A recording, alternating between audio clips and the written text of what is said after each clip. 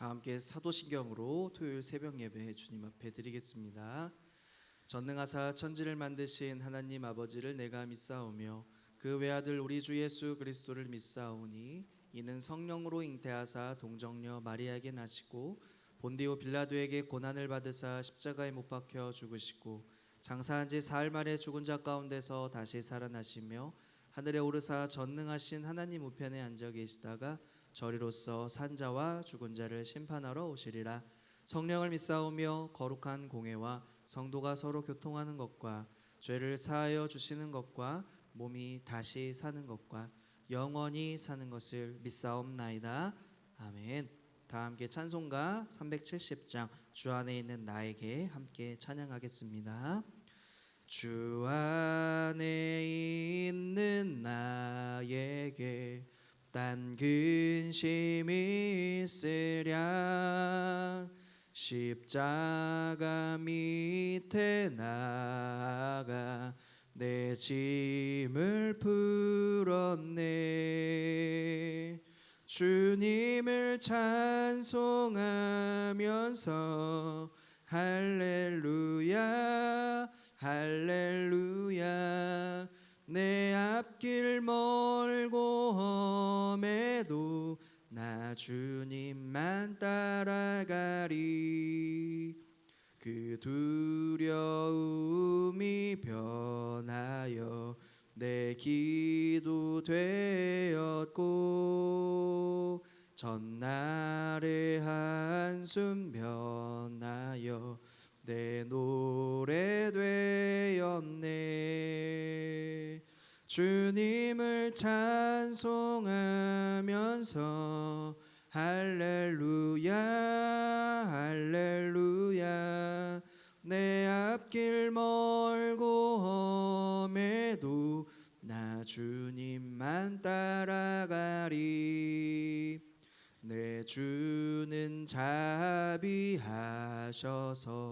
늘 함께 계시고 내 궁핍함을 아시고 늘 채워주시네. 주님을 찬송하면서 할렐루야 할렐루야.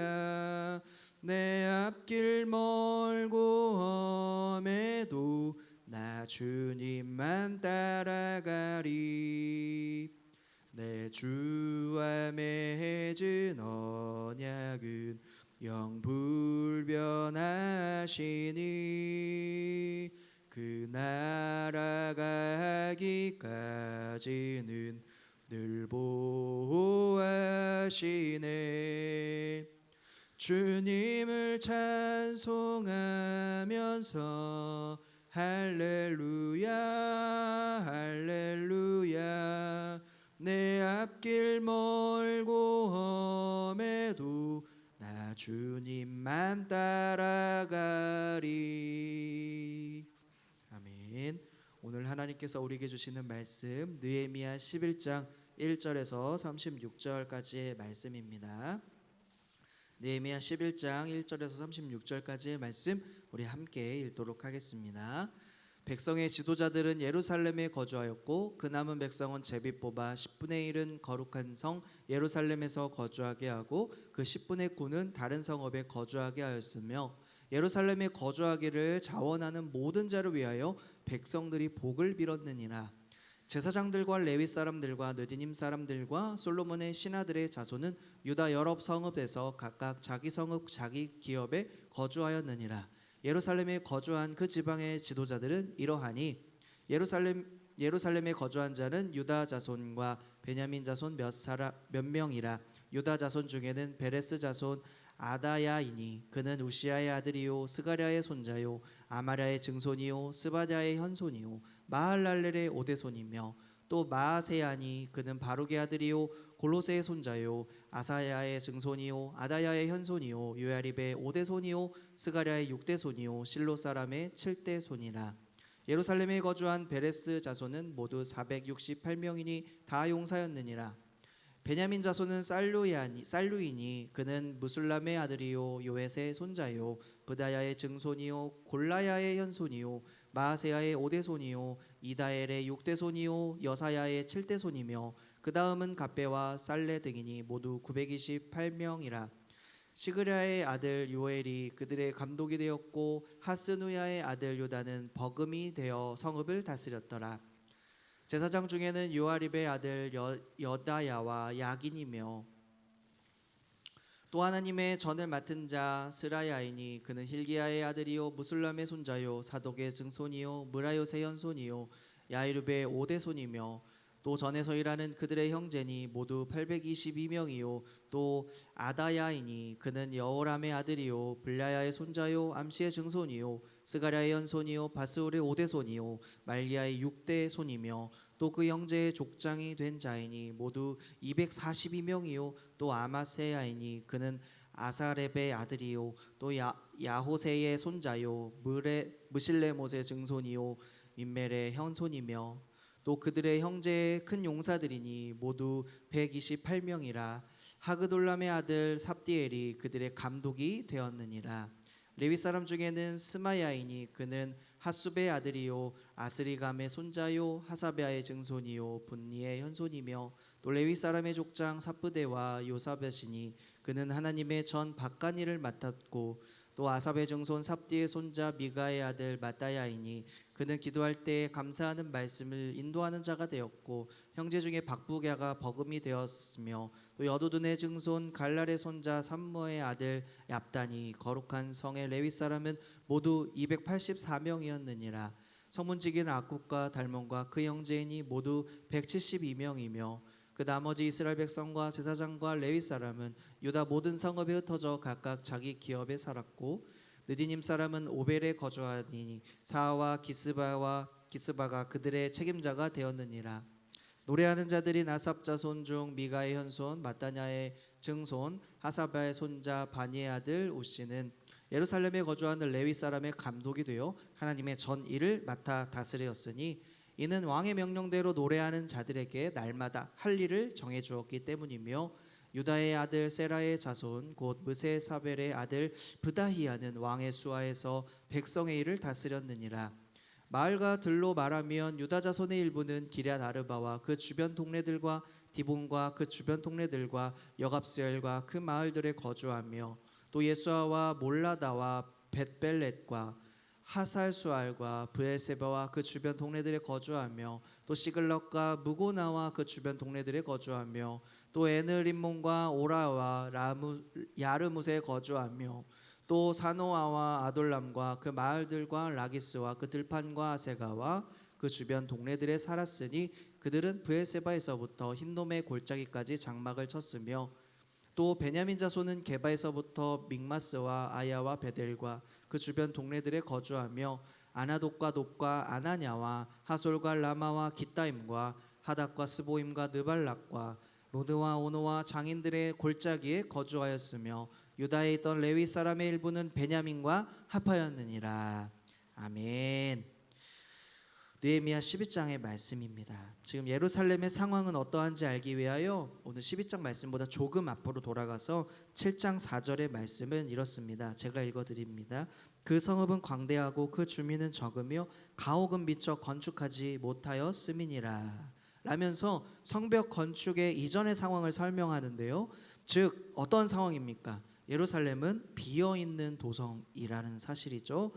조금 이제 오늘 본문으로 건너와서 4절 말씀에 예루살렘에 거주하는 자는 유다 자손과 베냐민 자손 몇 명이다 라고 쓰여 있습니다. 140여 년 동안이나 이 성벽이 없었던 성이었기에 예루살렘은 당연히 거주하기에 안전이 보장되지 않은 도성이었습니다. 그러나 이제 성벽이 건축된 상황에서 느헤미야가 해야 할 일은 성벽에 있는 예루살렘을 이 거주민들로 가득가득 채우는 일이었죠. 먼저 그는 족장들로 하여금 예루살렘에 와서 먼저 거주하게 하였고 백성들 중에서 10명 중에 1명을 제비를 뽑아서 예루살렘으로 이주하여 정착하도록 정책을 마련하였습니다. 제일 먼저 느헤미야가 유다와 베냐민 지파들 가운데서 예루살렘에 이제 거주하게 하였는데요. 그 이유는 원래 예루살렘이 유다 지파의 기업에 속했고 또 베냐민 지파의 기업에 근접해 있었기 때문입니다. 그리고는 제사장과 레위 사람들, 성문지기와 느디님 사람들, 그리고 여러 관리들이 살도록 마련해 주었습니다. 본문에서 예루살렘에 정착한 사람들을 모두 합해 보니까 3,044명이 됩니다. 그런데 여인들과 자녀들을 합하면 거의 한 10,000명 정도가 되겠죠. 이것이 전체 인구의 10분의 1이라면 당시 이스라엘의 전체 인구를 한 10만 명 정도로 생각해 볼 수가 있는 것입니다.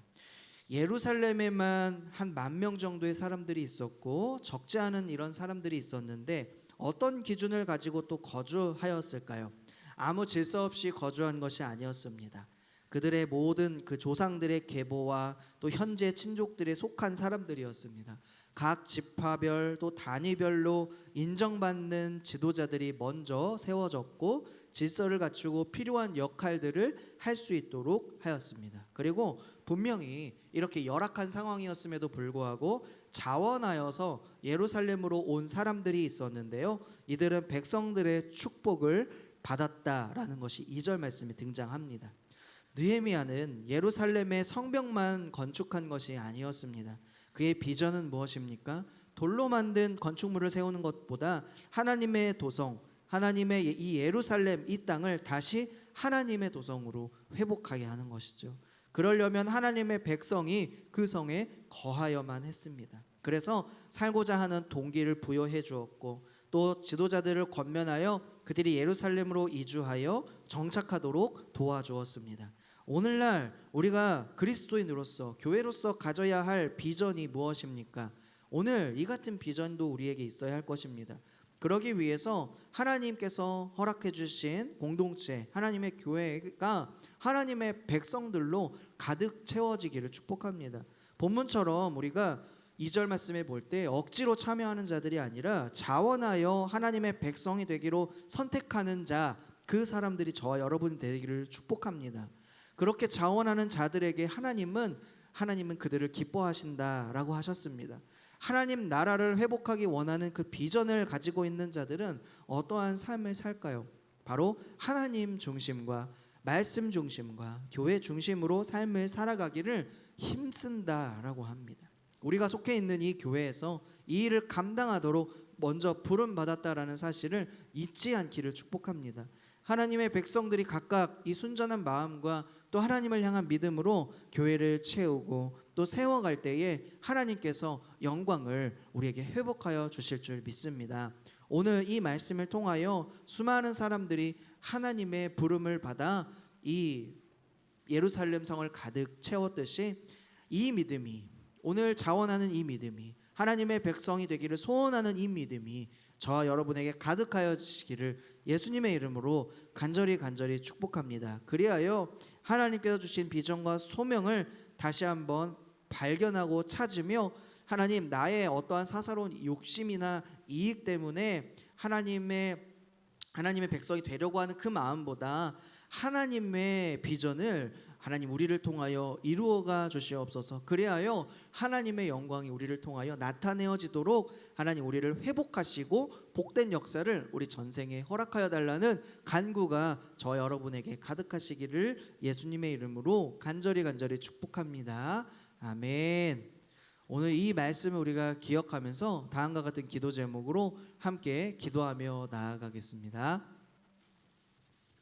하나님의 교회가 회복되고 부흥하는 비전을 품게 하여 주시고 하나님 말씀, 교회 중심의 삶을 통하여 하나님의 영광을 드러내며 살 수 있도록 축복하여 주시옵소서. 이 말씀 붙들고 주님의 이름을 찾으며 합심하여 기도하겠습니다. 주여, 하나님 오늘 이 시간 우리에게 잃어버렸던, 하나님 놓치고 있었던 하나님의 비전 다시 품게 하여 주시고 하나님의 교회가 온전히 회복될 수 있는 하나님의 은혜가 필요합니다. 하나님 자원하는 마음, 하나님이 기뻐하시는 비전 품고 살아가게 도와주시고 하나님 그 비전을 통하여 하나님의 영광이 나타나는 역사가 나타날 수 있도록 도와주시옵소서. 도와주실 뿐만 아니라 그 일을 위하여 우리의 삶이 하나님 중심과 말씀의 중심 그리고 교회 중심의 삶을 통하여 온전히 그 영광이 드러내며 나타나지도록 우리를 사용하시고 축복하여 주시옵소서. 함께 하실 주님을 찬양합니다. 함께 하실 주님을 기대합니다.